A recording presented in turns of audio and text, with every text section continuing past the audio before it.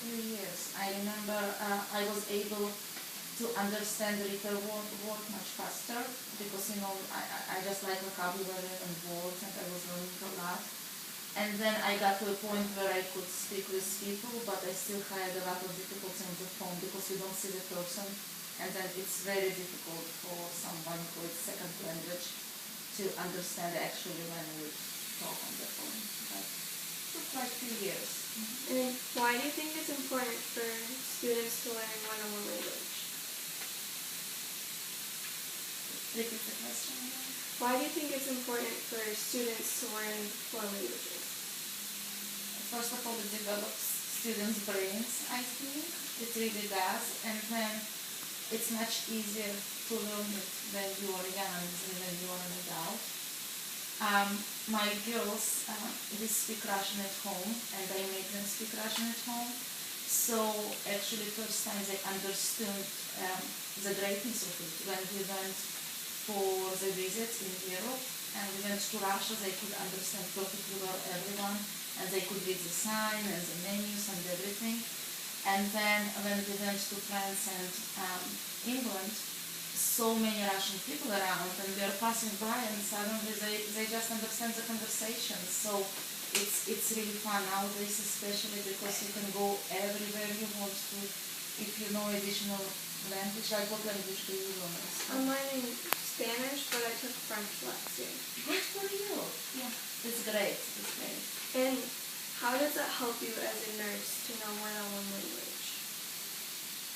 Oh, I wish I knew Spanish here. It's on my agenda list. But a few times, one time I had a patient who didn't understand English at all on our floor. And it was really great that I could translate for him. And then quite often I go to other floors in the hospital. They will call me and say, "Hey Natalia, we have a patient who doesn't speak English at all. Can you come and translate?" So like last week I went to GI lab where people preparing for colonoscopy, some procedure. So the lady, she didn't speak English at all, and I was basically writing everything in Russian because I can write very well in Russian, and talking to her and explaining her. So I think it helps a lot, it does. And do you have any challenges as a nurse because you didn't learn English first? Because it's not my native language. Yeah. What do you think? Probably not as a nurse. Sometimes I have this issue that I know I do have an accent and I'm very much aware of it. But people understand me, and my girls tell me, "Mom, people understand you." Most often they not. I just get a lot of compliments. They say, "Oh, it's such a cute accent." Few times I can have people who will be like, and then I'll say, "Just give me 5 minutes and you'll be fine." And that's how it happens. So they get used to it, and no, I wouldn't say it bothers me. No. And you're now a U.S. citizen. Yes, I am. So when did you become a U.S. citizen? I became a U.S. citizen in February last year, and it was one of the greatest experiences of my life because it meant so much to me. It was a very long road. It took me almost 12 years. I came as a tourist, and that's the period of time it took me, but I'm just so grateful for this country that, no matter what, they give you the opportunity to do so. So I had a huge party with my coworkers. Everyone came to my house, and everything was like red, blue, and white, and it was like a really big deal for them. So happy. And how did you decide that you wanted to become a citizen? Say it again. How did you decide that you wanted to become a citizen? It's, like every person has a dream, right? Yeah. And it's not something that you decide about, it just, it's there for a very long time. So it was one of my biggest dreams ever. And then when I attempted the dream, when I achieved it, I was like, "Oh my God, I cannot believe it." And then it was that kind of experience, when I gave birth to my first daughter, and I was young, I was 23 at that time. I would be going around the house, with her and saying, "Natalia, your mother, Natalia, your mother, it's your baby." Now, when I got my citizenship, like maybe for a week or two, I was going around the house, "Natalia, you are a U.S. citizen." Natalia, you are a U.S. citizen. It was a kind of experience.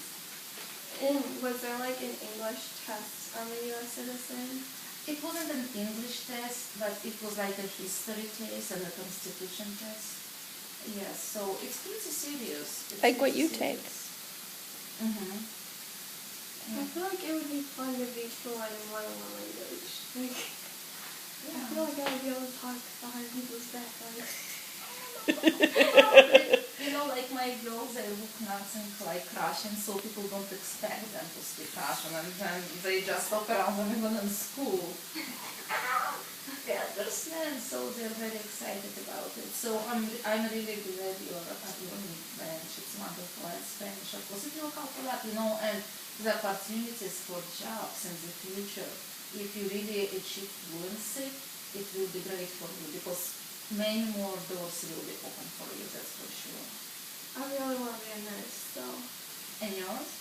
Really? Yeah.